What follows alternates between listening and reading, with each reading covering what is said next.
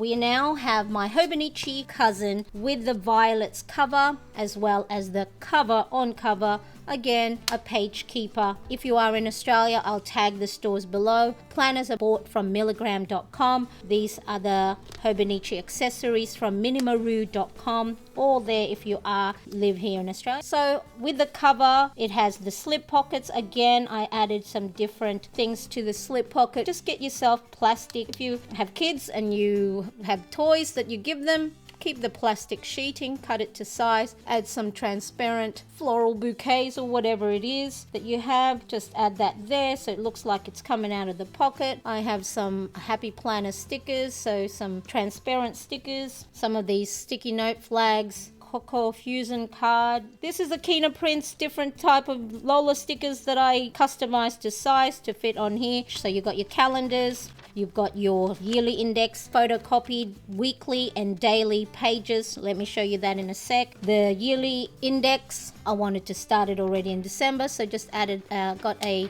think this is a 200 GSM or 160 GSM paper, just photocopied December and then just attached it with washi tape. So if you ever feel like you need another section to a planner spread you have, just grab another piece of little paper and then just stick it with washi tapes and little stickers, and then that sits like that. Embellished it with some other stickers and washi. Now I do have another habit tracker, so each and every month I have created the planner insert printable habit tracker to size. It has crop markings, so then if you want to add your own habit tracker to your Hobonichi planner or any A5 size planner you have, I have that available. It's down below. So this is on a monthly view, but the way I'm going to use the yearly index is on the top row: meditate, read, workout, connect, priority, expense, clean, vitamins, over 5k steps and over 6 hours of sleep. And then I just mark with markers. So this was the Pilot Friction color markers, and so I just note down or mark on the page. This will allow me to visually see which areas I may be neglecting that I need to make sure I focus on or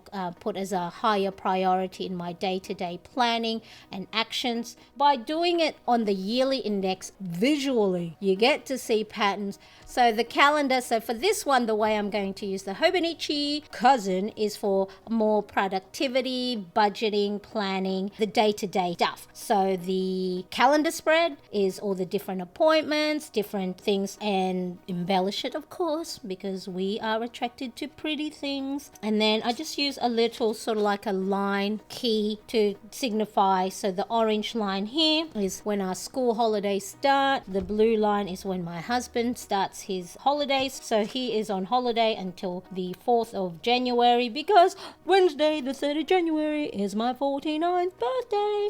So that goes from December 2023 to March 2025. And now, because I do have a dated yearly planner, I'm able to attach little post-it notes to signify anything that is coming up for the future months. So that's the calendar. And then in here, you have weekly columns starting on January 1st. And then you have that until December 30th to January 5th. Before the month starts, there's a grid page that you can add whatever you want to add. For me, I added a habit tracker and there was a space here to add started on December. And I might put on here my goals. And then the daily page. So see how big that is compared to the daily page of the Hobonichi original. So originally, the way I had the daily page was for the morning journaling side of things. So again, printed myself some copies of the daily spread, added craft paper as a cover, but the way I originally used the daily gridded page was for the morning journaling, and it's fine. Got to write down quite a few things. One thing I need to do, what I'm grateful for, little brain dump in the morning, and then I think this one I have a space to reflect at the end of the day, and that was fine. But what I was finding is there wasn't like sort of like a set layout. It looked cluttered. It didn't line up. I would write in different layout with different headings. Sometimes I'd miss it because it's such a big page to try and fill. Whatever habits you want to create or you want to maintain, you want it to be easy. Make it easy. Another law of the 4 laws of behavior change according to James Clear's Atomic Habit, right? So make it attractive, make it easy. The other is make it obvious. So make sure your planner is somewhere that's in an obvious place, not tuck in a drawer that you don't get to see. And then the other one is make it satisfying. And the embellishing part of my planning, it brings me joy. I love embellishing the pages. So what I was finding with the way that I was setting up my morning journaling in the Hobonichi Cousin, I wasn't happy with it.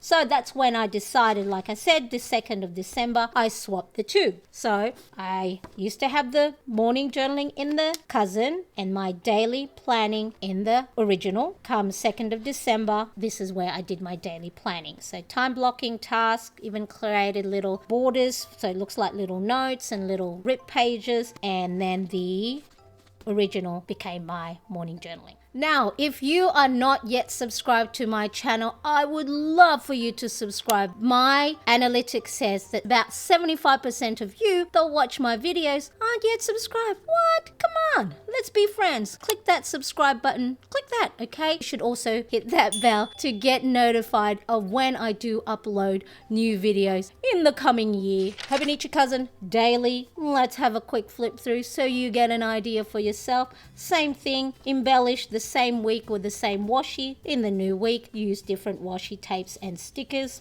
And I've been liking this spread. I use stamps, so different stamps from the local Kmart here in Australia. There we are, a few more different examples. Here we go, Christmas week, use some Christmas colors.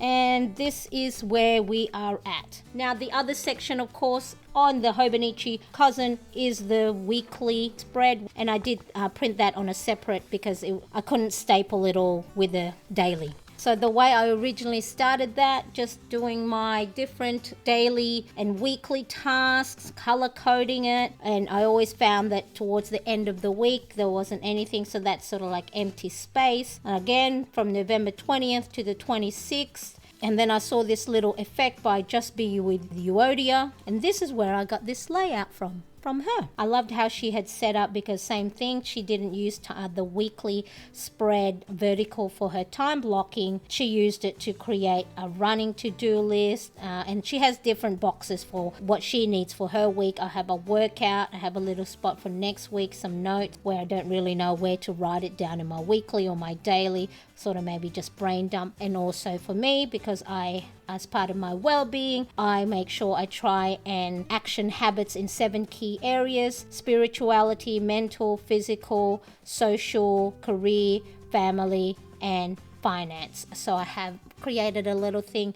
I did have the wheel of life, so it was a pie chart. Now I use a bar graph. So running to-do list. I have a video up here talking about how to use a running to-do list, which is the Alistair method. So watch that video to know how this works. So here you can see my little bar graph. It shows exactly which of the 7 areas that I may have not done the previous week. So it helps me focus that, hey, you need to clean the place or track your expenses a little bit more. Or if I'm not hitting my minimum 3 workouts a week, it'll visually tell me that I need to do more of it the following week. So this is where we are, the current week. You can even embellish it with little doodles, more stickers, little, hand-drawn doodles. So if you find empty spaces, if you're not crafty or you're not artsy-fartsy, look at Pinterest. There's so many little, step by step. That's how I do mine. I don't come up with all these from the top of my head. And then this is the final week. So that is that one.